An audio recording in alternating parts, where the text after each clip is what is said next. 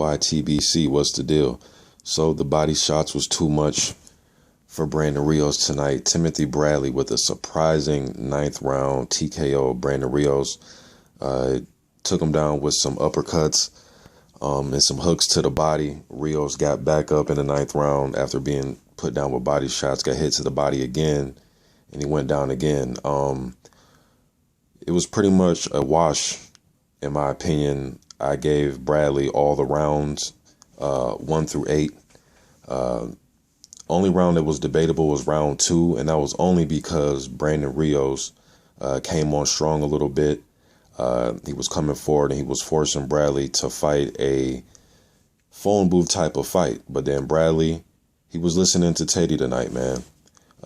Bradley was using his jab, and I'm not meaning he was just using it jabbing one at a time. He was tripling up, doubling up. Sometimes he was throwing 4 jabs at a time. He was throwing triple left hooks. Teddy wanted him to step around Rios and always keep his head on the side of Rios' shoulders. He didn't want him to stand squarely right in front of Rios and allow Rios to get a chance to unload upstairs on him. So, and Bradley listened to Teddy, man. He really did.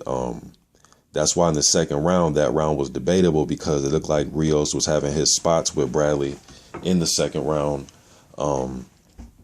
where it looked like he was knocking Bradley off balance a little bit. But I thought Bradley outworked him that round too. So I gave him all the rounds. Teddy did give one of his motivational speeches during the 8th round. Something about they train in the fire and firemen, something about fire, but he gave a huge motivational speech, and Bradley took to it well, man. He was looking Teddy in his eye. He was real attentive, and he listened to Teddy. Garcia gave Rios a speech during the end of the 7th round, telling him they didn't train for the way he was fighting, because by the end of round 6, Bradley had landed 180 punches and Rios had landed 58 punches. I mean, he was getting outworked in this fight. So Garcia gave him a motivational speech, telling him that they didn't train for that, and he was telling them the right things to step in, but he wasn't, Rios wasn't using no type of jab, man. His face was his jab. He was stepping right in. And in that second round where he kind of turned the momentum slightly, I was thinking to myself, like, man, if Rios can walk Bradley down with the jab, he'll have a better chance. But he was walking Bradley down, get right in front of him, and he couldn't get off. Because of the hand speed by Bradley, it was offsetting Rios. He couldn't let his hands go. And when he was ready to let his hands go, Bradley was either going to the left or to the right. He was out of there. Even as the fight progressed, Bradley started to land 4 and 5 punch combinations. Teddy Atlas was stressing concentration in this fight, and he did not want Bradley to let his hands go and lose concentration in the fight like he did in the Vargas fight when Vargas knocked him down at the end of the fight. So Teddy stayed in Bradley's face in the corner. I like how he handled Bradley. I know I have my issues with Teddy Atlas, but he did a great job in his fight with Bradley. Gave him perfect instructions, perfect directions. Garcia, it'd have been interesting if he had like the Madonna that fought Mayweather. I like what Garcia was trying to tell Rios to do, but I just don't think he's going to really hurt anybody at welterweight. I don't think he's really going to hurt any of these guys at welterweight. That whole trying to walk guys down with no jab style, I think the buck stops at 147 or maybe even 140. I know Margarito was able to do it, but Margarito's a bigger guy than Rios, so he can get away with that style. Maidana, is a harder puncher than Rios, so he gets away with that style. And he has a good jab when he throws it.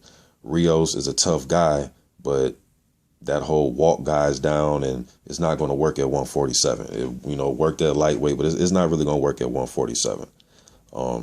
I like to see Rios again. I don't think he's done, but he was, he was overweight at the weigh-in.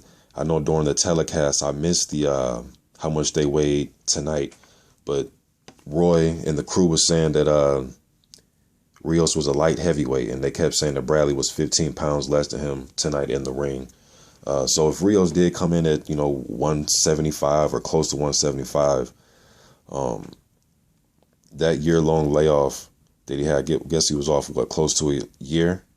Or no, he fought the beginning of the year. So he's been off for the whole year, almost the whole year.